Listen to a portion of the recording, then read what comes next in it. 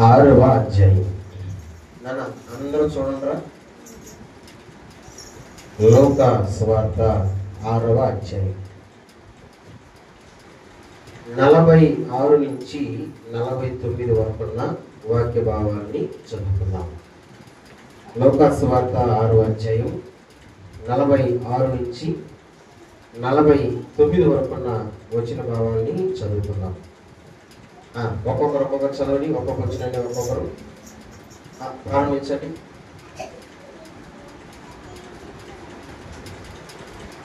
నేను చెప్పు మాటల ప్రకారం మీరు చేయక ప్రభువా ప్రభువా అని నన్ను పిలుచుట ఎందుకు? నా ఎందుకు వచ్చి నా మాటలు విని వాటి చొప్పున చేయ ప్రతి వాడును ఎవని పోలి ఉండునో మీకు తెలియజేతును. వాడు ఇల్లు కట్టవలన నుండి లోతుగా త్రవ్వి కట్ట మీద పునాది వేసిన వాని పోలి ఉండును. వరద వచ్చి ప్రవాహం ఆ ఇంటి మీద ఒడిగా కొట్టినను అది బాగుగా కట్టబడినందున దాన్ని కదిలింపలేకపోయాను. అయితే నా మాటలు విని చేయని వాడు పునాది వేయక నేల మీద ఇల్లు కట్టిన వాడిని పోలి ఉండును. ప్రవాహము దాని మీద ఒడిగా కొట్టగానే అది కూలిపడెను. ఆ ఇంటి పాటు గొప్పదని చెప్పెను. దేవుని ఈ మాటలన్నిటినీ మన వినికిడిలో దీవించును గాక. ఓ చిన్న ప్రార్థన.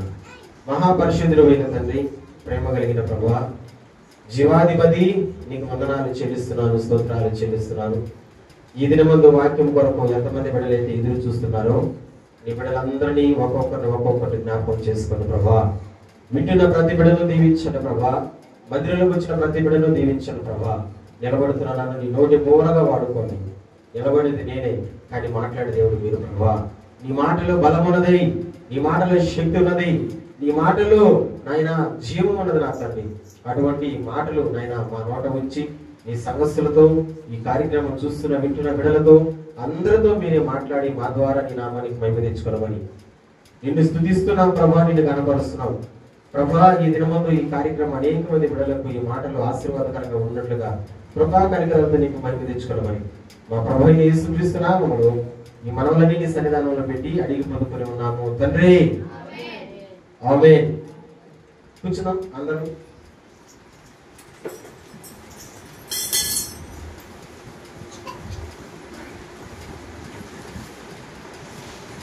దేవునికి స్తోత్రాలు. ప్రభు పేరిట వచ్చిన అందరికి వందనాలు.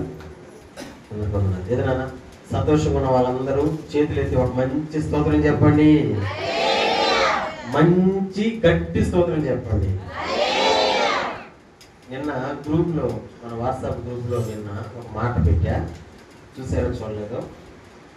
ఎండలు బాగా ఎక్కువగా ఉన్నాయి, ఎండాకాలం ఇది కాబట్టి తొందరగా వస్తే తొందరగా ముగించుకుందామని పెట్టా. కాబట్టి ప్రియ బిడ్డలు, ఒకవేళ మీరు గ్రూప్ చూడకపోతే రేపు వారం నుంచి అయినా ప్రయత్నం చేయండి. త్వరగా మందిరానికి వస్తే త్వరగా ముగించుకుందాం.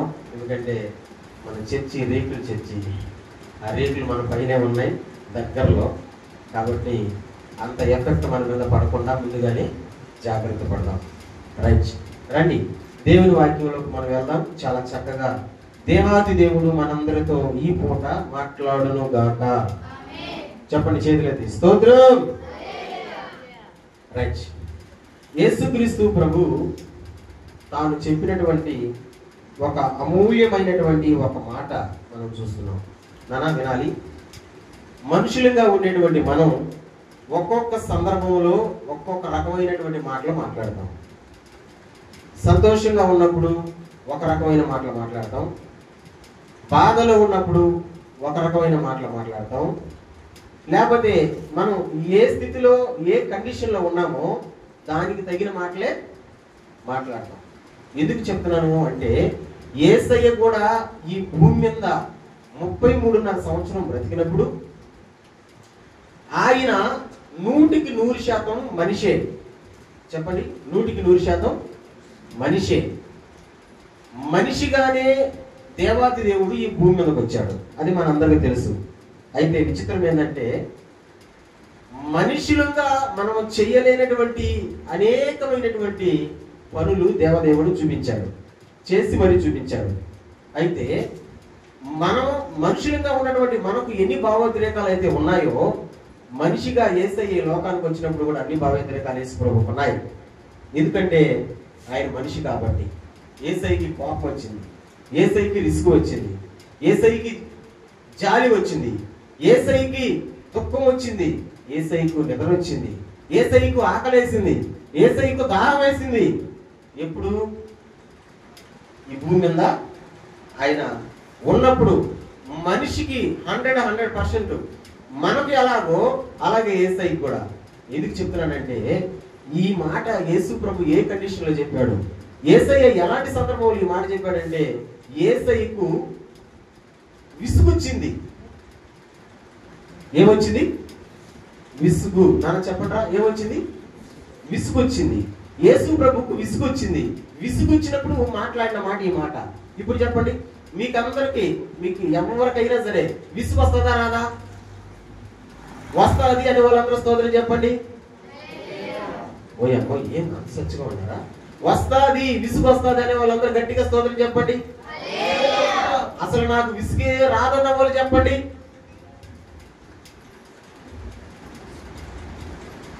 రాదా?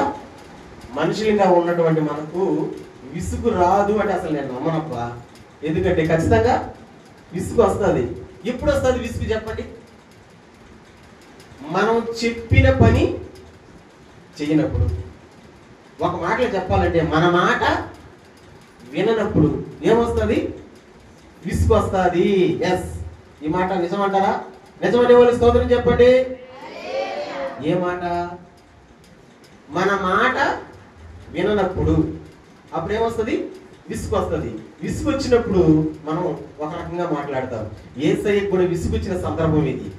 ఎందుకు వచ్చింది యేసయ్యకి విసుగా అంటే చూడండి, 46వ వచనాన్ని చూస్తే మనకు క్లారిటీ వచ్చేస్తుంది. యేసు ప్రభుకి ఎందుకు వచ్చింది విసుగు? నేను చెప్పు మాటల ప్రకారం మీరు చేయక ప్రభువా ప్రభువా అన్ని నన్ను పిలవడం ఎందుకు? అది ఆయనకి విసుకొచ్చింది. యేసయ్యకి జనాల మీద ఎందుకు విసుకొచ్చింది, మనుషుల మీద ఎందుకు విసుకొచ్చిందంటే నేను చెప్పే మాటల ప్రకారం మీరు చేయడం లేదో.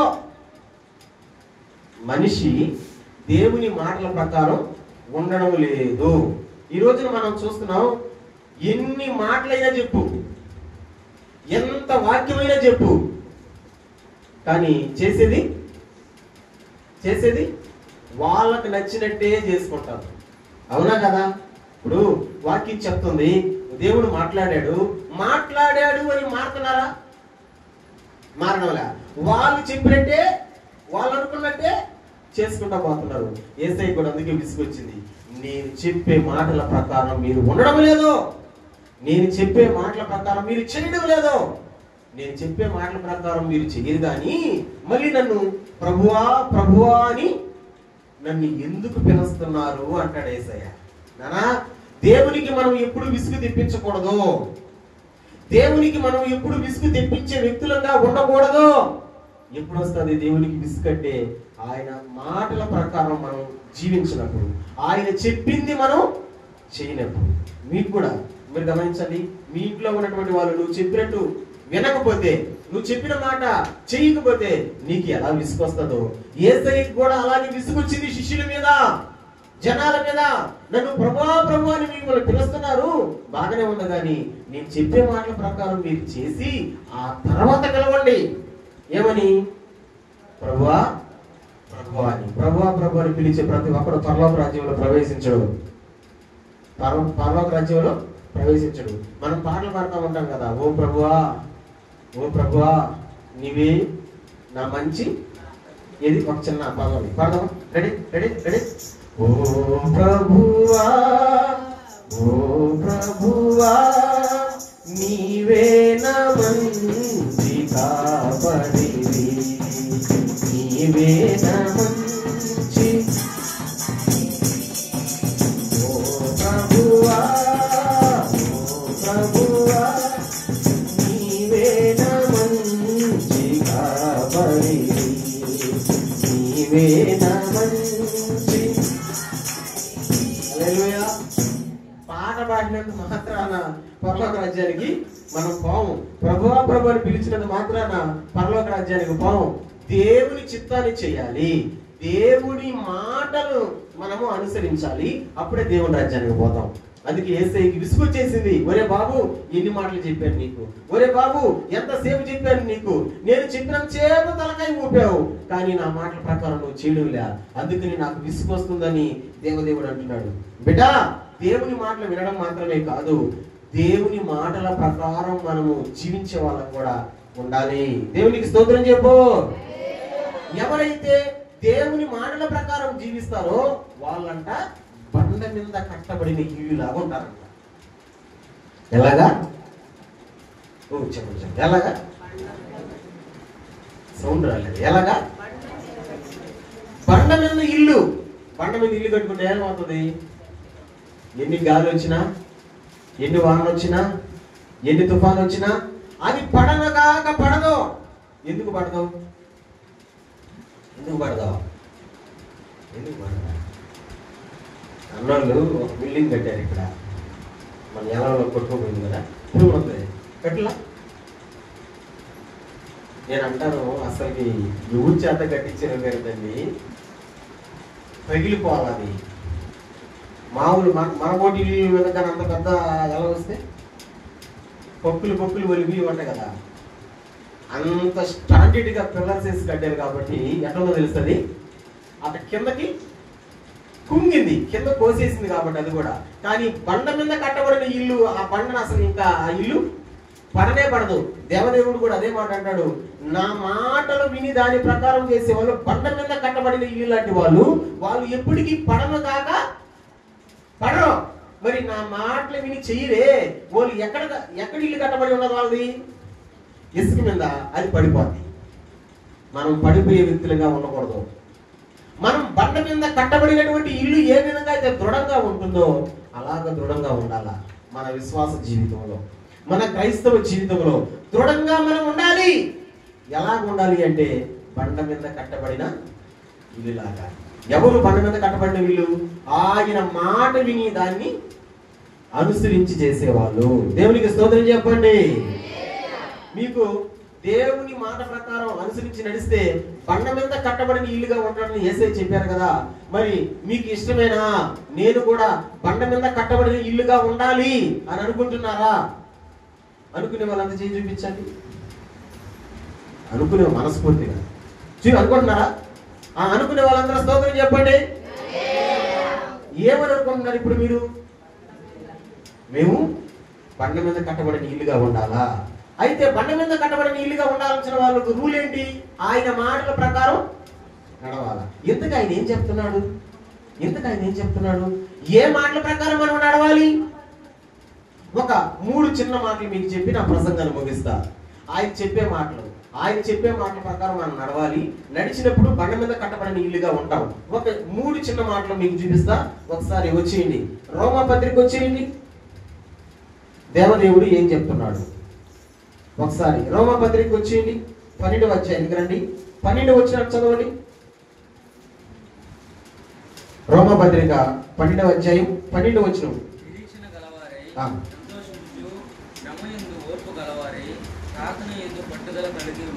అదిగో ఈ 12వ అధ్యాయం అంతా చాలా సంగతులు దేవదేవుడు పౌలు గారి ద్వారా మనకు చెప్పాడు. ఈ 12వ అధ్యాయం అంతటినీ నేను వివరించడం లేదు, కానీ ఒకే ఒక్క వచనాన్ని మీకు చెప్తున్నా, వినాలి. ఈ 12వ అధ్యాయంలో ఒకే ఒక్క వచనం. ఏంటా వచనం? రోమాపత్రిక 12వ అధ్యాయం వచనం వచ్చి 12వ వచనమే. ఏం చెప్తున్నాడు అక్కడ దేవదేవుడు పౌలు గారి ద్వారా? నిదానంగా చూద్దాం. 12వ అధ్యాయం 12వ వచనం నిదానంగా చూద్దాం. నిరీక్షణ గలవారై సంతోషించుచు, శ్రమ యందు ఓర్పు గలవారై, ప్రార్థన యందు పట్టుదల కలిగి ఉండుడి. చదివే వాళ్ళందరూ నాతో పాటు చదవండి. చదివే వాళ్ళందరూ నాతో పాటు చదవండి. రెడీ, స్టార్ట్ చేద్దాం. Ready, start. నిరీక్షణ గలవారై శ్రమ యందు ఓర్పు గలవారై, ప్రార్థన యందు పట్టుదల కలిగి ఉండుడి. అది దేవుడు ఏం చెప్తున్నాడు మనకు? ఏ మాటల ప్రకారం మనం ఉంటే బండ మీద కట్టబడిన ఇల్లుగా ఉంటాం అని అంటే, చూడండి చాలా అద్భుతమైనటువంటి మాట. మనం చదువుకున్నటువంటి మాట రోమపత్రిక 12:12 నిరీక్షణ గలవారై అంటే క్రైస్తవుని జీవితంలో ఉండాల్సిన ఒక మంచి గుణలక్షణం. ఏంటా గుణలక్షణం అంటే నిరీక్షణ గలవారై ఉండాలి. చెప్పండి చెప్పండి, ఎలా ఉండాలి? గట్టిగా చెప్పండి, ఎలా ఉండాలి? సౌండ్ రాలా, ఇంకా గట్టిగా చెప్పండి, ఎలా ఉండాలి? నిరీక్షణ గలవారై. బిడ్డ నువ్వు ఎట్టంటే ఉంటే కుదరదురా నాయన. ఎట్లుండాలి? నిరీక్షణ కలిగిన వాళ్ళంగా ఉండాలి. క్రైస్తవుని జీవితానికి ఇది చాలా ప్రాముఖ్యం. ఏంటా ప్రాముఖ్యం అంటే నిరీక్షణ. ఇది ఒక మంచి ఒక ఆడపిల్ల పేరు, ఇది పేరు నిరీక్షణ. నా వినండి, నిరీక్షణ అంటే ఏంది అసలు? చాలాసార్లు చెప్పే ఈ మాట, మళ్ళీ చెప్తున్నాను. ఎదురు చూడటం. ఏంటది? ఎదురు చూపు. ఎదురు చూపు, ఎదురు చూసేటువంటి గుణం. ఎదురు చూపుని ఏమంటారంటే నిరీక్షణ అని అంటారు. మీకు అర్థమయ్యే భాషలో ఒక చిన్న మాట చెప్తారు. మన అందరికి తెలిసిన ఒక సందర్భం. పక్కన చెప్పండి, యోహాను సువార్త 5వ అధ్యాయం. ఏముంటుంది అక్కడ? యోహాను సువార్త 5వ అధ్యాయం. బెతెస్దా కోనేరు ఉంటుంది. బెతెస్దా కోనేరు. ఆ కోనేరులో స్పెషల్ చెప్పండి. దేవదూత వచ్చి నీళ్ళు కదిలిస్తుంది. నీళ్ళు కదిలించినప్పుడు ఎవరైతే ముందు చెప్తారో వాళ్ళు బాగా అయిపోతారు. అందుకని ఆ కోనేరు దగ్గర జనాలు కుప్పలు తిప్పలుగా ఉన్నారు. గుంటోళ్ళు, గుడ్డోళ్ళు, మోగోళ్ళు, నత్తోళ్ళు, ఓచ చెయ్యి, ఓచ కాళ్ళు కలిగిన వాళ్ళు కుప్పలు కుప్పలుగా ఉన్నారు. ఎదురు చూస్తా ఉన్నారు. దేనికి ఎదురు చూపు? ఎప్పుడు వచ్చి నీళ్లు దేవదూత కదిలిస్తుందా? ఇప్పుడు ముందు దొంగదమా అన్నట్టుగా ఎదురు చూస్తూ ఉన్నారు. అందరూ బాగా ఎప్పుడు వెళ్తున్నారు. కానీ పక్షవాతంతో ఉన్న ఒక వ్యక్తి ఉన్నాడు అక్కడ 38 సంవత్సరాల నుంచి. అమ్మో, ఎన్ని సంవత్సరాల నుంచి? 38 సంవత్సరాల నుంచి ఉన్నాడు. బాగా వినండి, 38 సంవత్సరాల నుంచి నువ్వు ఎదురు చూడగలవా? ఎదురు చూస్తావా? గట్టిగా చెప్పండి, ఎదురు చూస్తావా? ఇప్పుడు పెద్ద పెద్ద డాక్టర్లు అంటారు, మనం పోవాలంటే వారం ముందు, 10 రోజుల ముందు, నెల ముందు, 3 నెలల ముందు అపాయింట్మెంట్ తీసుకునే డాక్టర్లు ఉన్నారా లేదా? ఎవరు వాళ్ళు? పెద్ద పెద్ద డాక్టర్లు. ఆ డాక్టర్ దగ్గరకు మనం కలవాలంటే ఒక వారం లేదా ఒక 10 రోజులు లేకపోతే ఒక నెల రోజులు, 3 నెలల ముందు కూడా అపాయింట్మెంట్ తీసుకోవాలి. కొంతమంది డాక్టర్లు అక్కడ పోవాలంటే తీసుకునే వాళ్ళు తీసుకుంటారు. కానీ మన వాళ్ళకి ఏమనిపిస్తుంది? ఏమనిపిస్తుంది? అంతసేపు ఎవరు ఎదురు చూసేది, ఎక్కడ దగ్గర చూపించుకుంటాంలే అన్నట్టుగా మనం ఆలోచన చేస్తాం. కానీ నిరీక్షణ అనేటువంటి ఆ పదాన్ని ఆలోచన చేస్తే ఈరోజు చాలా మందికి ఈ గుణం లేకుండా పోయింది. ఎదురు చూసేటువంటి గుణం, ఎదురు చూపు లేకుండా పోయింది, మొత్తం లేకుండా పోయింది. నిన్న ఒక మీటింగ్ దగ్గరికి వెళ్ళాను 2 రోజుల క్రితం. ఆ మీటింగ్లో పాస్టర్ గారు వందనాలు మహేష్ అన్నాడు. సార్ వందనాలు సార్ అన్నాడు. నేను ఒకసారి మీ సంఘానికి రావాలనుకుంటున్నాను అన్నాడు. సార్ సంతోషం సార్, రాండి సార్. కానీ రావాలంటే ఉదయం 9 గంటల నుంచి 11 గంటల మధ్యలో రావాలి సార్ అన్న. ఎందుకంటే ఆ 11 గంటలు అయిన తర్వాత మేము చర్చి ఆపేస్తాము, ఆ నుంచి ఇంకో దగ్గరకు పోవాల్సి వస్తుంది సార్. అందుకని ఎప్పుడైనా గంగనపాలెం మహేష్ దగ్గరకు రావాలంటే 9 నుంచి 11 మధ్యలోకి రావాలి సార్ అని చెప్పారు. అన్న ఉన్నారా? ఉన్న వాళ్ళందరూ స్తోత్రం చెప్పండి. ఖచ్చితంగా వస్తాం మహేష్, ఎప్పుడో ఒకసారి వచ్చి కలుస్తాం. సంతోషంగా రా.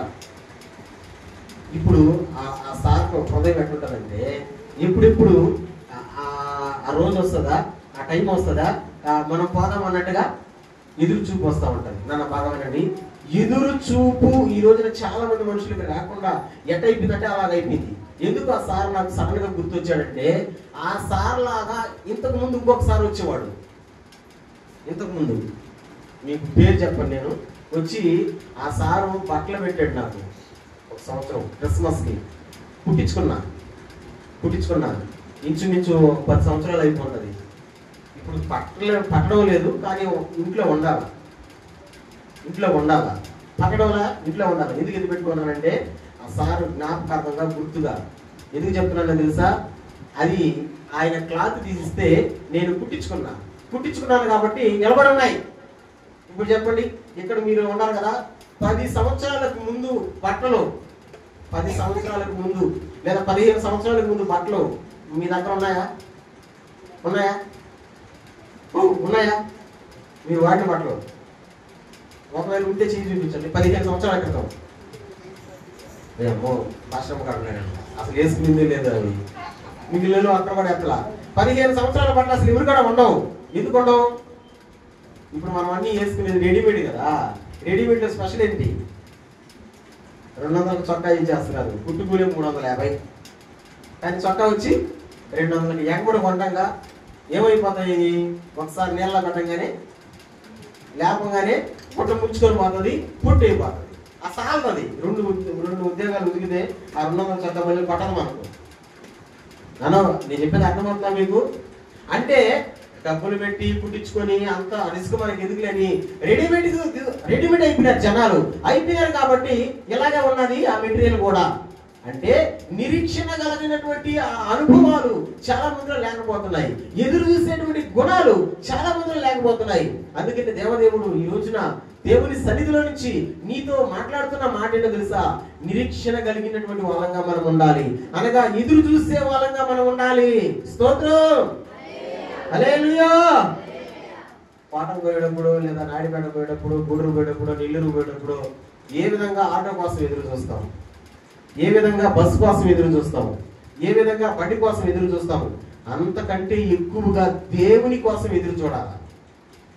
ఎవరి కోసం? ఆటో కోసం ఎదురు చూస్తాం. చూడమా, ఏందిరా ఇంకా ఇది రాలేదా అంటాం.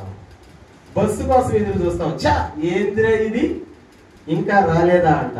కానీ దేవుని కోసం ఎదురు చూడడం. కానీ దేవుడు అంటున్నాడు, దేవుని కోసం ఎదురు చూపే దాని పేరు నిరీక్షణ.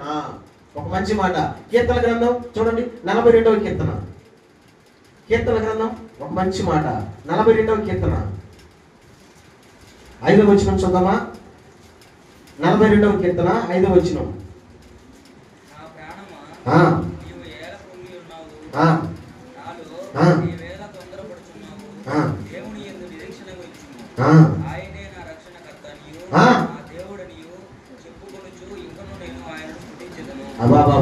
ప్రాణానికి చెప్పుకుంటున్నాడు కీర్తనకారుడు, నా ప్రాణమా నాలో కరిగిపోవచ్చున్నది. నా ప్రాణమా నీవు ఎలా కృంగి ఉన్నావు, నాలో నీవు ఎలా తొందరపడుచున్నావు. దేవుని యందు నిరీక్షణ ఉంచుము. స్తోత్రం చెప్పండి గట్టిగా, నాతో పాటు కలిసి చెప్పండి మాట. దేవుని యందు నిరీక్షణ ఉంచుము. దేవుని యందు నిరీక్షణ ఉంచుము. ఎవరి యందు? దేవుని యందు. ఒక్క మాట అడుగునా, నేను సమాధానం చెప్తాను. ఒక్క మాట అడుగునా, మీరు ఎప్పుడెప్పుడు ఆదివారం వస్తుందని ఎదురు చూసారా? ఎప్పుడైనా ఎదురు చూసారా? అంటే ఎప్పుడెప్పుడు మందిరంలో పోదామా అన్న ఎదురు చూపు మీకు, అంటే ఆ ఆలోచన మీకు వచ్చిందా అని అడుగుతున్నా. వచ్చిందా? అబ్బా చేసిందా ఆదివారం అనే ఆలోచన వస్తుందా? దేవుని కోసము నిరీక్షించే వాళ్ళు ఎట్లుంటారంటే, ఎప్పుడెప్పుడు వస్తుందా ఆదివారము, ఎప్పుడెప్పుడు మనం ఆరాధన చేద్దామా, ఎప్పుడెప్పుడు మందిరానికి పోదామా, ఎప్పుడెప్పుడు దేవుని స్తుతిద్దామా, ఎప్పుడెప్పుడు దేవుని ఆరాధన చేద్దామా. ఇవన్నీ ఏంది? నిరీక్షణ కలిగిన బ్రతుకులు. నేను అదే చెప్తున్నాను. నీవు బండ మీద కట్టబడిన ఇల్లులాగా నువ్వు ఉండాలి అంటే నెంబర్ 1 నీలో నిరీక్షణ అనేది ఒకటి ఉండాలి. నిరీక్షణ కలిగిన ప్రతి వ్యక్తిని దేవుడు వారి జీవితంలో కార్యాలు జరిగించును గాక. ఇందాక నేను ఒక వ్యక్తిని చూపించి గమ్ముగా అయిపోయినా, మళ్ళీ గుర్తు చేస్తున్నా. బెతెస్దా కోనేరు దగ్గర పడిన వ్యక్తి 38 సంవత్సరాల నుంచి ఉన్నాడు అక్కడ. 38 సంవత్సరాల నుంచి ఎంత ఎదురు చూపో చూడండి, ఎంత నిరీక్షణ చూడండి నానా. ఇప్పుడు మీరు ఒకదానికి సమాధానం చెప్పండి. ఈ 38 సంవత్సరాల వ్యక్తి బాగయ్యాడా, బాగాలేదా? బాగా బాగా అయ్యాడు. సూపర్. ఎట్ట బాగా అయ్యాడు? అందరూ కోనేట్లు దిగు బాగా అవుతుంటే ఈయన ఎట్ట బాగా అయ్యాడు? యేసయ్యే వచ్చి బాగా చేశాడు. దేవునికి స్తోత్రం. ఎవరు వచ్చి బాగా చేశాడు? అందరూ కోనేట్లో దిగు బాగా అవుతుంటే ఇతను స్పెషల్ గా యేసయ్యే వచ్చి బాగా చేశాడు. ఎందుకు బాగా చేశాడు? నిరీక్షణ అంటే ఎదురు చూస్తున్నాడు. నేను కూడా అదే మాట అంట. ఎదురు చూడటం, దేవుని కోసం ఎదురు చూడటం, ఆ గుణము కనుక నీలో ఉంటే ఖచ్చితంగా దేవుడు నీ జీవితంలో అద్భుత కార్యం చేస్తాడు. నువ్వు దేని కొరకు ఏది కావాలని దేవుడిని అడుగుతున్నావో, ఏది కావాలని కోరుకుంటున్నావో, దేవుడు దానికి నీకు ఇవ్వాలి అని అంటే నువ్వు ఎదురు చూడాలా. దేవుని కొరకు. ఎవరి కొరకు? ఎవరి కొరకు? దాని పేరేం పేరు అంటారు? నిరీక్షణ. 38 సంవత్సరాలుగా ఎదురు చూస్తున్నాడు. యేసయ్య వచ్చి బాగా చేశాడు. యేసు ప్రభు వచ్చి బాగా చేశాడు. ఇంకొక చిన్న సందర్భాన్ని నేను మీకు చూపిస్తా, ఒకసారి చూడండి. నిర్గమాకాండం 2వ అధ్యాయం. ఒక చిన్న మాట చూడండి. నిర్గమాకాండం 2వ అధ్యాయం 24వ వచనాన్ని చూడండి. 24వ వచనాన్ని చూడండి. దేవుడు వారి మూలుగును విని అబ్రహాము, ఇస్సాకు, యాకోబులతో తాను చేసిన నిబంధనను జ్ఞాపకం చేసుకున్నాను. భలే మాట కదా. 2:24 ఏముంది అక్కడ? కాగా దేవుడు వారి మూలుగును విని. ఎవరు మూలుగులు? ఇశ్రాయేలీల మూలుగులు. చెప్పండి. మూలగడం. మూలుగు పదం ఎప్పుడైనా విన్నారా? విన్నాం. మూలగడం అంటే ఏంది? పని ఎప్పుడు మూలగతాం?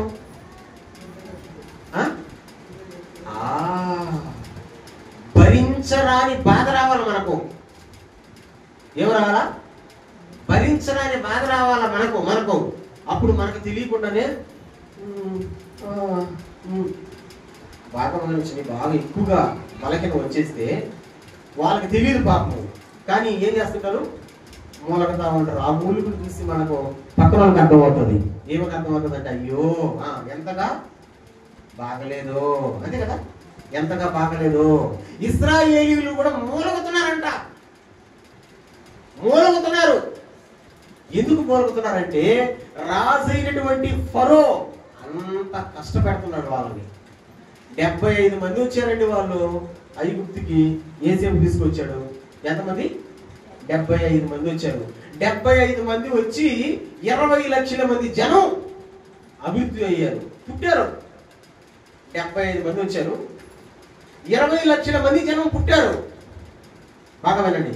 ఈ 20 లక్షల మంది జనాన్ని చూసినటువంటి రాజు, ఒరే వీళ్ళు ఎంతమంది ఉన్నారు నా రాజ్యంలో, వీళ్ళే ఒకవేళ నా మీదకి దండెత్తి వచ్చి నా రాజ్యాన్ని ఆక్రమించుకొని నన్నే తరిమేస్తారేమో అని రాజు ఏం చేశాడంటే కఠినమైన పని వాళ్ళ చేత చేయించడం మొదలు పెట్టాడు. బండ శాకిరి. ఏంటో తెలుసా బండ శాకిరి ఏంటి? వాళ్ళ చేత, ఇజ్రాయేల్ చేత ఫరో చేయించినటువంటి పని ఏం పని? రాయి గోయుడు. చెప్పండి, ఏం గోయుడు?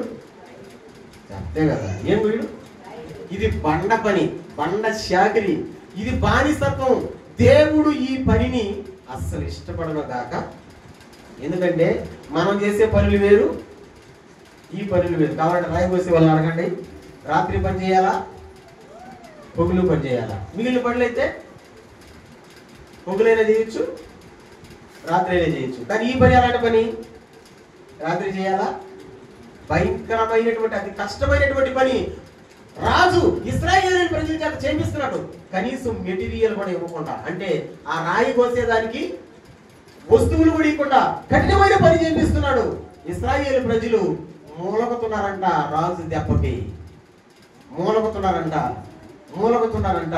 నిరీక్షణతో ఎదురు చూస్తున్నారు. నా తండ్రి, నా దేవుడా, మా అబ్రహాము దేవుడా, ఎప్పుడయ్యా ఈ చెరలో నుంచి మమ్మల్ని ఇప్పుడు బయటికి తీసుకుని వస్తావు? ఈ రాజు చేతుల నుంచి ఇప్పుడు మమ్మల్ని బయటికి తీసుకుని వస్తావు అయ్యా అని మూలగుతున్నారు. స్తోత్రం చెప్పండి. ఇప్పుడు చెప్పండి, మూలుగుని దేవుడు విన్నాడా వినలేదా? వినలా? ఒకసారి 6వ అధ్యాయానికి రండి. ఒకసారి 6వ అధ్యాయం నిర్గమాకాండంలోని క్షమించండి 3వ అధ్యాయం 7వ వచనం చూడండి. నిర్గమాకాండం 3వ అధ్యాయం 7వ వచనం చూడండి. మరియు యెహోవా ఇట్లనెను,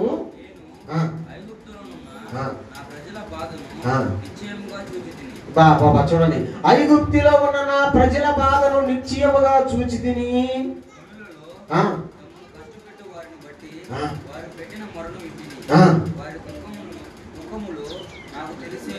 వారి దుఃఖములు నాకు తెలిసే ఉన్నవి. మోషేతో దేవుడు చెప్తున్నాడు, మోషే నా ప్రజల్ని చూస్తున్నా, వాళ్ళు ఏడుపును చూస్తున్నా, వాళ్ళు మూలుగును చూస్తున్నా, వాళ్ళు నిరీక్షణతో ఉన్నారు. మోషే ఇప్పుడిప్పుడు ఆ రాజు చెరలో నుంచి బయటకు వస్తామా, ఇప్పుడిప్పుడు ఆ బానిస బ్రతుకుల నుంచి బయటకు వస్తామని ఎదురు చూస్తున్నారు. మోషే నువ్వు పోయి నీ ద్వారా వాళ్ళని తీసుకొస్తాను అంటున్నాడు దేవుడు. స్తోత్రం చెప్పు.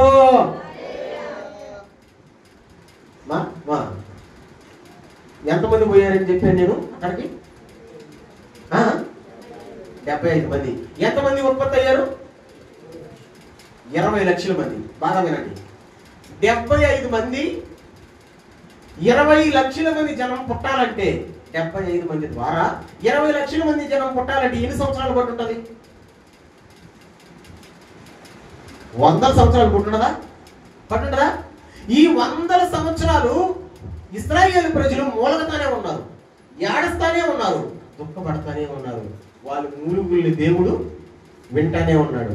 మోషేను పంపించాడు. మోషే పో, నిరీక్షణతో ఉన్నారు, వాళ్ళు బయటికి రావాలని ఎదురు చూస్తున్నారు, నా సహాయం కోసం ఎదురు చూస్తున్నారు, నువ్వు పో అని మోషేను ద్వారా ఆ ఇశ్రాయేలు ప్రజని 20 లక్షల మంది జనాల్ని ఆ ఫరో రాజు చేతిలో నుంచి బయటికి దేవుడు నడిపించాడు. గట్టిగా చప్పట్లు కొట్టండి, గట్టిగా దేవానికి స్తోత్రం అని చెప్పండి. దేవానికి స్తోత్రం, స్తోత్రం, చప్పట్లు కొట్ట చెప్పండి. దేవానికి స్తోత్రం, స్తోత్రం, స్తోత్రం, స్తోత్రం. 20 లక్షల మంది జనాల్ని ఫరో రాజు చేతుల నుంచి బయటికి తీసుకొని వచ్చాడు. ఎర్ర సముద్రాన్ని దాటించాడు. ఇప్పుడు ఒక చిన్న మాట మనం చదువుదాం. 15వ అధ్యాయం రండి. నిర్గమాకాండం 15వ అధ్యాయం మొదటి వచనం చూడండి. నిర్గమాకాండం 15వ అధ్యాయం మొదటి వచనం చూడండి. అప్పుడు మోషేయు ఇశ్రాయేలీయులను యెహోవాను గురించి ఈ కీర్తన పాడిరి. ఒకసారి కష్టమా? కూర్చోండి, ఇప్పుడు ఎలా కూర్చోవా? మళ్ళీ చదవన్న మాట. నిర్గమాకాండం 15వ అధ్యాయం మొదటి వచనం. అప్పుడు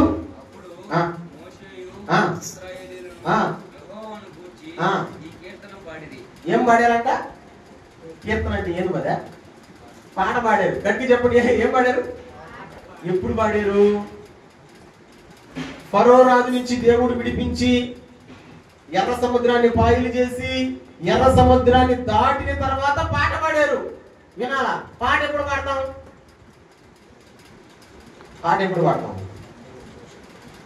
ఏడస్తా ఉన్నాడు అనుకో, మేము పాట పాడినే అను. పాడుతుందా? ఎందుకు పాడదాం? నేను ఏడస్తా ఉంటే ఈ టైంలో పాట పాడమంటారు. మరి పాట ఎప్పుడు పాడతారు? అంటే ఇప్పుడు ఇశ్రాయేలు ప్రజలు పాట పాడుతున్నారంటే సంతోషం వచ్చినట్టు రాలేదా? రాలా? వచ్చింది. నిరీక్షణ కలిగిన వారే ఎదురు చూశారు. దేవదేవుడు ఇశ్రాయేలు ప్రజల్ని 20 లక్షల మంది జనాన్ని బయటికి తీసుకొని వచ్చి ఎర్ర సముద్రాన్ని దాటించాడు. దాటించిన తర్వాత వాళ్ళు పాట పాడారు. పాడదాం మనం కూడా సంతోషంగా వాళ్ళు పాడదామా? హల్లెలూయా పాట, యేసయ్య పాట పాడాలి ప్రతి చోట, పాడాలి ప్రతి చోట, పాడాలి. హల్లెలూయా పాట, యేసయ్య పాట పాడాలి ప్రతి చోట, పాడాలి.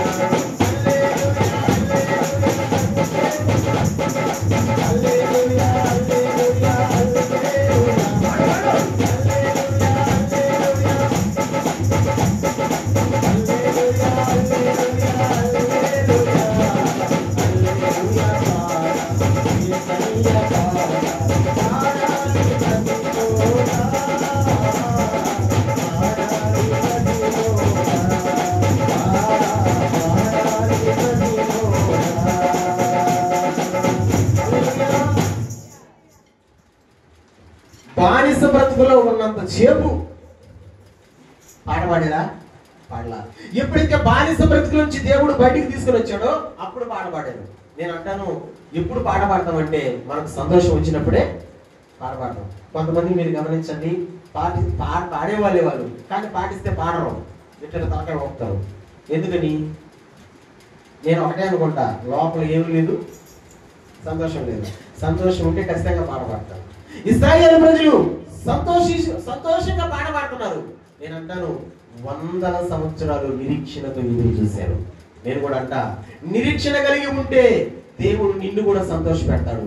నిరీక్షణ కలిగి ఉంటే దేవుడు నీ జీవితంలో కూడా అద్భుతం చేస్తాడు. నిరీక్షణ కలిగి ఉన్నావు, దేవుని యొక్క అద్భుతాలు దేవుడే మన జీవితంలో జరిగించునుగాక. ఎస్, బండ మీద కట్టబడిన వాళ్ళంగా మనం ఉండాలంటే ఫస్ట్ ఏముండాలా? నిరీక్షణ. అంటే ఏం నిరీక్షణ? ఎదురు చూడటం. ఎవరి కొరకు? బస్సు కొరక, ఆటో కొరక, దేని కొరకు? దేవుని కొరకు ఎదురు చూద్దాం. దేవుడు మన జీవితంలో కార్యం చేస్తాడు. నెంబర్ 2, రెండవది ఏంటది? 12 రోమా 12 అదే వచ్చినవే. రెండవది నిరీక్షణ గలవారై సంతోషించుచు శ్రమయందు ఓర్పు గలవారై ప్రార్థనయందు పట్టుదల కలిగి ఉండి. రెండోది ఏంటది? శ్రమయందు ఓర్పు.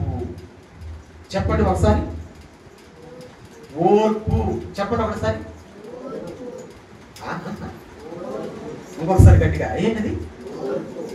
ఓర్పు. ఓర్పు అంటే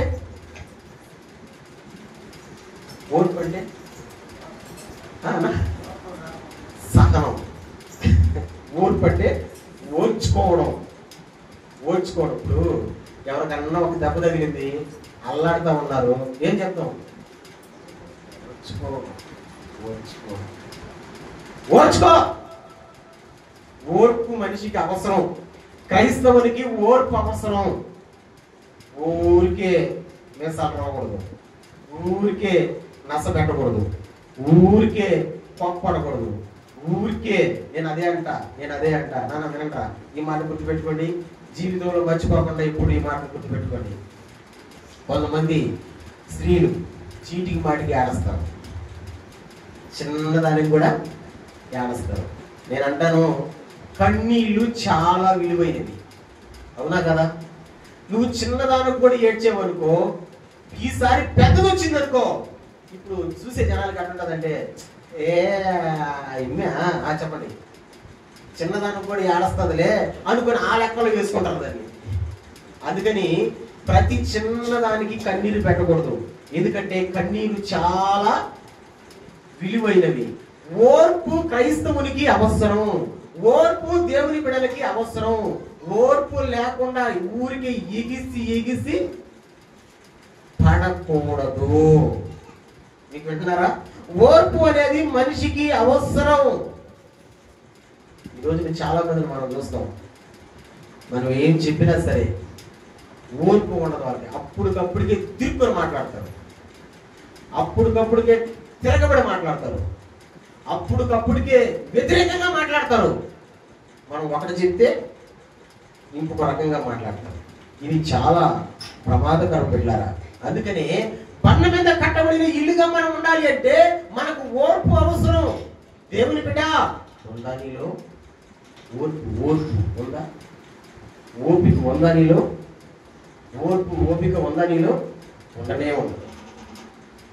అంతా ఎట్లా ఉండాలంటే అదరా బదరా గందరగోళం, స్పీడ్గా అదరా బదరా. నాన్న నేను అదే చెప్తాను, క్రైస్తవునికి ఓపిక అనేది చాలా అవసరం, ఓర్పు అనేది చాలా అవసరం. వినాలి. ఒక మంచి భక్తుడు ఉన్నాడు బైబిల్లో, ఆయన పేరు అబ్రహాం.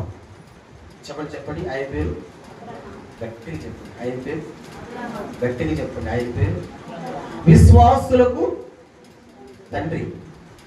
అబ్రహాముకి ఒక్కడికే ఒక పేరు వచ్చింది, ఏంటంటే దేవుడు అన్నాడు నా స్నేహితుడు. అబ్రహాం అంట ఎవరి స్నేహితుడు? దేవుని స్నేహితుడు. చాలా చక్కగా వినాలి మాట. అబ్రహాము జీవితంలో భయంకరమైన శ్రమ ఒకటి వచ్చింది.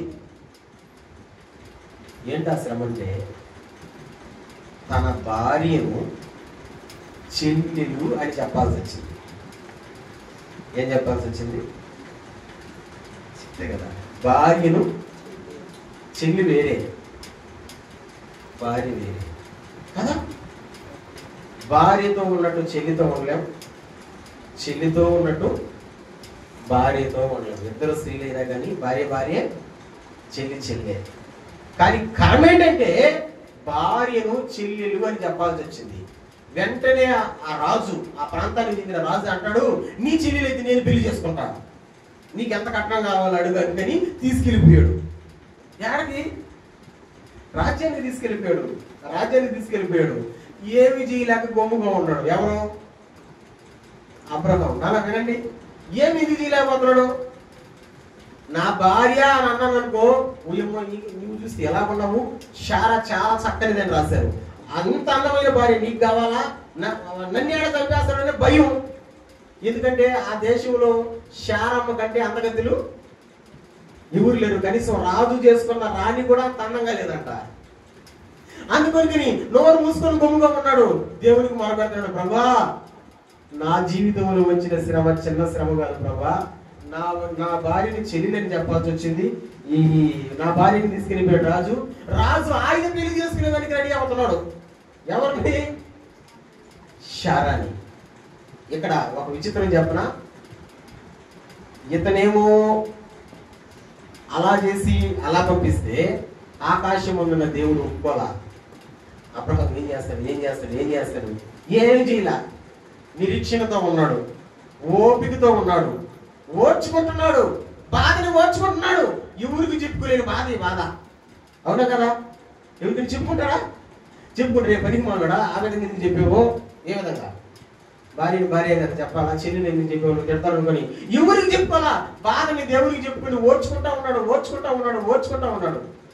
ఆ రోజు రాత్రే దేవుడు పోయి రాజు కలలో కనబడ్డాడు. స్తోత్రం. అబ్రహాం భార్యని తీసుకొని వస్తావంటాడు నువ్వా అనుకొని రాజుని బెదిరించేసరికి దెబ్బతో పాటు ఉదయాన్ని తీసుకొని వచ్చి, అబ్రహాం భలే పని చేసినవా, భార్యని చెప్పండి చెల్లెలని చెప్పి మీ దేవుడు మా మీద గొడవకొచ్చి నన్ను నాశనం చేసి పోతున్నాడు ఒక్కరంలో. నాయన ఇదిగో నీ భార్యని నువ్వు తీసుకో, ఇంకా కట్న కానుకలు ఏమన్నా కావాలంటే నేనే ఇస్తానని చెప్పేసి ఎదురు డబ్బులు ఇచ్చి భార్యను అబ్రహాం చేతిలో పెట్టేసి వెళ్ళాడు. గట్టిగా చెప్పలు కొడదామా? ఇంత పెద్ద కార్యం జరగడానికి కారణం ఏంటి? అది నా భార్య వెళ్ళిపోయిందే, నేను ఉండడం వేస్ట్, నేను ఊరేసుకుంటా. వేసుకోకూడదా? ఆ సిచ్యువేషన్ అలాంటిదే. నా భార్యని ఎందుకు వెళ్ళిపోయారు, నేను ఏమి చేయలేకపోతున్నా, నేను సవట్నే అనుకుని ఏదో ఒకటి చేసుకుని చచ్చిపోతా. ఓర్పు అవసరం. నేను అంటాను, చివరిలో గెలిచేది ఎవరో తెలుసా? ఓర్పే. నాకు ఈ మాట చెప్పేటప్పుడు అంతా ఒకటి గుర్తొస్తుంది. మా స్కూల్లో సైకిల్ పోటీలు పెట్టారు. మా స్కూల్లో మేము చదివేటప్పుడు సైకిల్ పోటీలు, ఇప్పుడు పెడతారో లేదు తెలియదు. సైకిల్ పోటీలు అంటే స్పీడ్గా దుక్కుపోయే సైకిల్ కాదు, స్లో సైక్లింగ్. దాని పేరు స్లో సైక్లింగ్. ఇక్కడ గీత గీస్తారు, ఆ రోడ్ అంత దూరంలో గీత గీస్తారు. ఈ గీత కాడి నుంచి ఆ గీత కాడికి అందరికంటే వెనక పోవాలి మనం. ముందర వెళ్ళకూడదు, ముందర వెళ్ళి ఓడిపోయినట్టే. వెనక పోవాలి మనం, అంటే స్లోగా పోవాలా. ఎంత స్లోగా పోయి వెనకైతే ఉంటారో ఊరికి వెళ్తారు. వాళ్ళు ఫస్ట్ పెట్టినారా మీకు కూడా? పెట్టారా? పెట్టలేదా? సరే అనుకుని అందరూ సైకిల్ పోటీలు చేస్తా ఉన్నాం. మా పిల్లకాయలకి చిన్న తెలివి కాదు, అప్పుడే ఉండేది అప్రయత్నమైన తెలివి. ఏం చేసేవారు అంటే టైర్లకు ఫుల్గా గాలి ఉంటే తొందరగా బండి దొరకదు అనుకుని టైర్లకు గాలి తీసేసాం. కొంతమంది అందరూ ప్రాక్టీస్ చేసాం, కానీ ఒక ఇద్దరు మాత్రం సైకిల్ ముందరకు తప్పకుండానే అట్టి నిలబెట్టేది ప్రాక్టీస్ చేశాడు. అందరిలో ఒకడు ఉన్నాడు, వాడి పేరు సోమశేఖర్. మేమందరం చిన్నగా తుక్కుంటూ వెళ్ళిపోయాం. మన ఊళ్ళో ఉండే ఒక పిల్లడు కూడా ఉన్నాడు, సైకిల్ అట్టే నిలబెట్టేస్తున్నాడు. ముందర బాగా నేను అనుకుంటున్నాను ఒరి ఖచ్చితంగా ఈడే కలుస్తాను అనుకొని మొత్తానికి అందరూ తొక్కుకుంటా చిన్నగా పోతా ఉన్నాం. నిలబెట్టే వాళ్ళు నిలబెట్టేస్తున్నారు. మా అందరికంటే ముందు వెళ్ళాడు ఒకడు, వాడి పేరు సోమశేఖర్. ఇప్పుడు ఉన్నాడు మొలగటూరు ఎవరు దొరలపాలి రోడ్డు పక్కన. వాడు అసలు ఏ ప్రాక్టీస్ చేయలే. మీరు ఎట్ట తుక్కుంటారు వెళ్తారు మామూలుగా, అటు తుక్కుంటా వెళ్ళిపోయాడు. అందరికంటే ముందు వెళ్ళిపోయాడు. ఇప్పుడు చెప్పండి, అందరికంటే ముందు వెళ్ళిపోయాడు ఓడిపోతాడు కాస్తాడా? ఓడిపోతాడు. కానీ ఓడి గెలిచాడు. మేము అందరం ఓడిపోయాం. ఎందుకు ఓడిపోయాం? వీళ్ళు సైకిల్ నిలబెట్టిన వాళ్ళు కాలు కింద పెట్టేయలేరు, చిన్నింగా పోయిన వాళ్ళు కాలు కింద పెట్టేయలేరు. అందరూ గీత కడక బాగుండాలి. ఓడిపోయాం. వెళ్ళిపోయాడు, గెలిచిపోయినాడు. చూడండి ఎందుకు చెప్పారంటే ఓడిపు అవసరం మనకి దేనికైనా. తొందరపాటు పడకూడదు, తొందరపాటు నిర్ణయాలు మంచిది కాదు, తొందరపాటు ఆలోచనలు మంచిది కాదు. ఓర్పు మనకు అవసరం. అబ్రహాము ఓర్పు కలిగి ఉన్నాడు, సహనం కలిగి ఉన్నాడు. కాబట్టి ఏం జరిగిందో తెలుసా? తన దగ్గర నుంచి పోయినటువంటి తన భార్యను రాజే తీసుకొని వచ్చి చేతిలో పెట్టి ఎదురుగా కానుకలిచ్చి మరీ పోయినాడు. ఎందుకంటే ఓర్పు కలిగి ఉన్నాడు. నేను అదే చెప్తా, కష్టాలు అనేది మనిషికి రాకుండా ఉండవు, శ్రమలు అనేది మనిషికి రాకుండా ఉండవు. శ్రమలు కష్టాలు ఎన్ని వచ్చినా శ్రమ యందు ఓర్పు కలిగి ఉండాలా? స్తోత్రం చెప్పండి. అదేనా ఇలా చదివింది 12:12 ఒకసారి చదువుతారా? 12:12 రోమపత్రిక 12:12. నిరీక్షణ గలవారై సంతోషించు, శ్రమ యందు అదిగో ఎప్పుడంటే మనం ఓర్చుకోవాల్సింది శ్రమ. నానా మనిషి జీవితంలో శ్రమలు వస్తాయిరా? నా జీవితంలో వస్తాయి, నీ జీవితంలో వస్తాయి, ప్రతి ఒక్కరి జీవితంలో శ్రమలు వస్తాయి. శ్రమలు వచ్చినప్పుడు శ్రమలో ఎక్కడాలంట ఓర్చుకోవాలా. నేను చెప్పాను కదా, ఓర్పు కలిగి ఉన్న వాడికి చివరిలో విజయం దొరుకుతుంది. దేవునికి స్తోత్రం. గట్టిగా. అందుకని బండ మీద కట్టబడిన ఇల్లుగా మనం ఉండాలంటే నెంబర్ 1 ఏముండాలా? ఎదురు చూపు ఉండాలి దేవుడి కొరకు. నెంబర్ 2 ఓపిక ఉండాలా. ఓపిక లేకపోతే ఏ పనిలో కూడా చేయగలమా? చేయలేము. ఖచ్చితంగా చెప్తున్నాడు అన్న, నిజమది, చేయలేము. ఓపిక లేకపోతే చేయలేము. మేము కూడా అనుకుంటాము, అప్పుడు మేము చిన్న వ్యాపారం చేస్తాం కదా, ఈ వ్యాపారం కూడా ముందుకు పోవాలంటే ఏముండాలా? ఓపిక ఉండాలా, అంతే కదా. ఓపిక ఉండాలా, ఉదయాన్నే వేయాలా, ఏక జవళ్ళు వేయాలా, పని చేయాలా, చాలా రాత్రి తర్వాత పడుకోవాలా.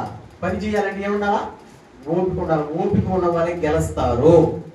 లాస్ట్ ఫైనల్ నెంబర్ 3 బండ మీద కట్టబడి నీళ్ళుగా మనం ఉండాలంటే ఏముండాలి మనకు? చదువు.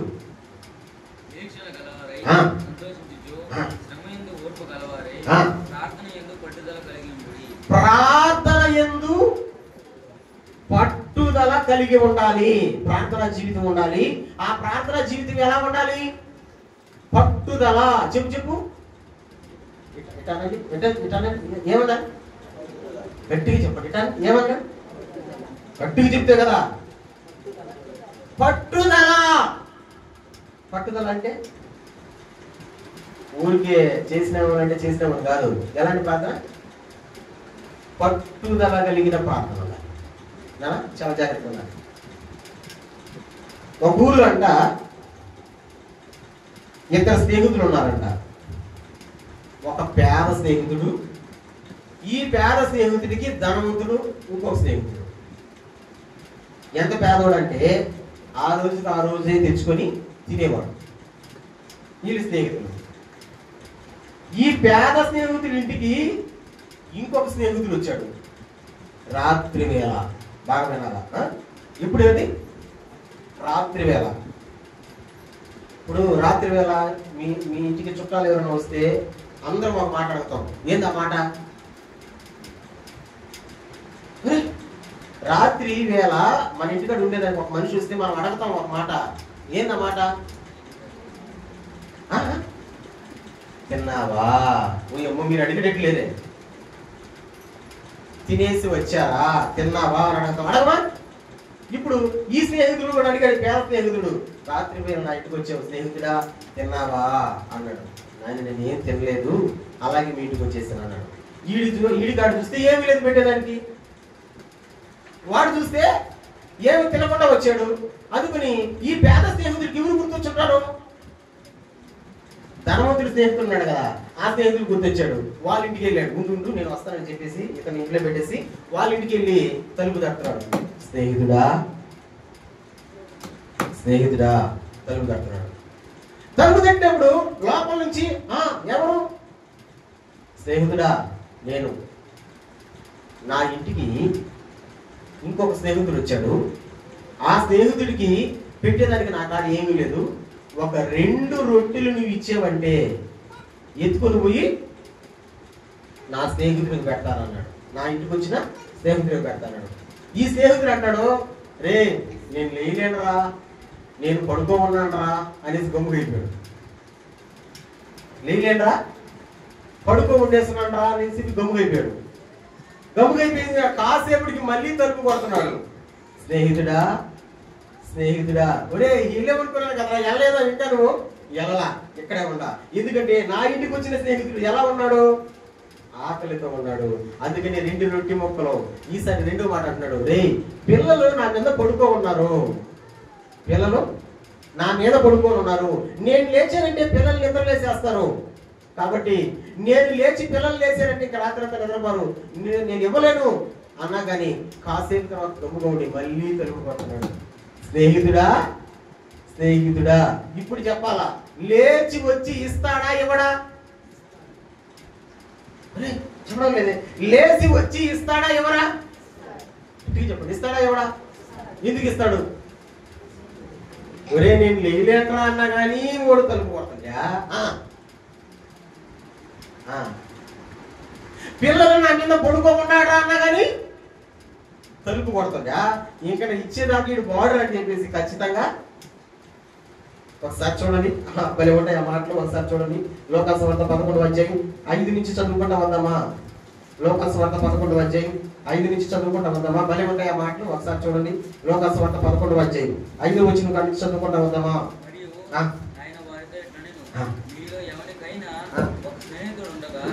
అతడు అర్ధరాత్రి వేళ ఆ స్నేహితుని యొద్దకు వెళ్ళి, స్నేహితుడా నాకు 3 రొట్టెలు బదులిమ్ము.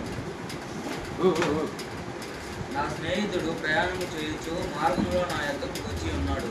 అతనికి పెట్టుటకు నా యొద్ద ఏమీ లేదని అతనితో చెప్పిన ఎడల అతడు లోపలనే ఉండి ఉన్న తొందర పెట్టవద్దు, తలుపు వేసి ఉన్నది, నా చిన్నపిల్లలు నాతో కూడా పండుకొని ఉన్నారు, నేను లేచి ఇయ్యలేనని చెప్పిన అతడు తన స్నేహితుడైనందున లేచి ఇయ్యకపోయినను అతడు సిగ్గుమాలి మాటికి అడుగుట వలన ఆయనను లేచి అతనికి కావలసి ఉన్నవి ఇచ్చును అని మీతో చెప్పుచున్నాను.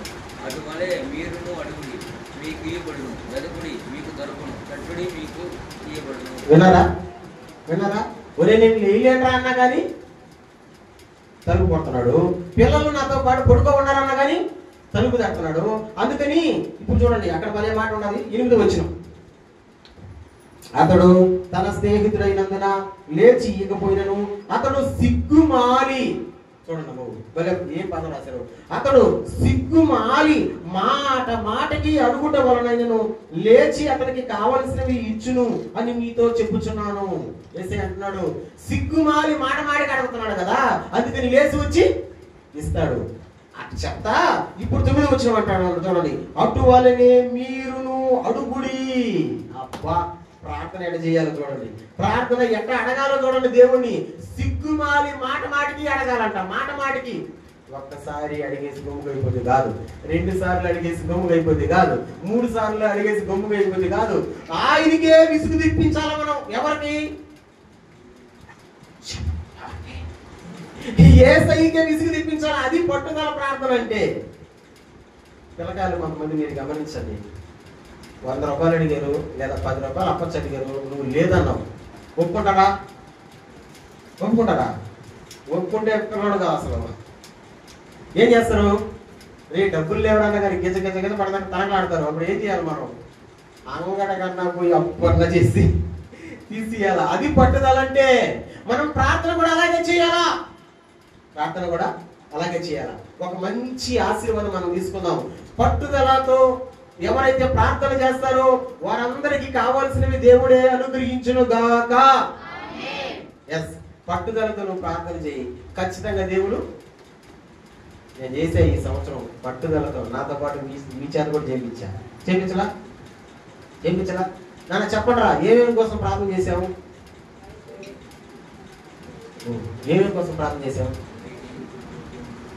రెండోది, మూడోది, 5 కోసం ప్రార్థన చేసాం. 5లో 3 దేవుడు నెరవేర్చేశాడు. దేవుడికి స్తోత్రం చెప్పండి. ఈ సంవత్సరానికి 5లో 3 దేవుడు నెరవేర్చేశాడు. దేవుడి చిత్తమైతే ఏమో దగ్గరలో ఇంకా నెరవేరుస్తాడేమో తెలియదు. ఎందుకు చెప్తున్నానంటే పట్టుదలతో మనం ప్రార్థన చేయాలి. ఈ రోజున చాలా మంది ఏదో చేసామంటే చేసాము, తిన్నామంటే తిన్నాము, వచ్చామంటే వచ్చాము, వెళ్ళామంటే వెళ్ళాము. ఇది కాదు. ప్రార్థన ఎందుకు పట్టుదల కలిగి ఉండాలి. అప్పుడే మనం బండ మీద కట్టబడిన ఇల్లులాగా ఉంటాం. ఎలాంటి పట్టుదల అంటే యేసయ్య చెప్పాడు, సిగ్గుమాలి అడుగుతున్నాడంట, మాటికి అడుగుతున్నాడంట. అందుకని లేచి వచ్చి వరే పోరా నాయనా, నీ రొట్టెలు తీసుకొని నీ సేవకుడికి పెట్టుకో, నన్ను ఇబ్బంది పెట్టబాక, నన్ను రిస్క్ పెట్టబాక బిడ్డ. అలాంటి జీవితం మనం కూడా ఉండాలి. ఎలాంటి జీవితం? నెంబర్ 1, ఎదురు చూడండి. దేవుని కొరకు ఎదురు చూడండి, మందిరం కొరకు ఎదురు చూడండి, మీటింగ్స్ కొరకు ఎదురు చూడండి, ఆరాధన కొరకు ఎదురు చూడండి. నెంబర్ 2,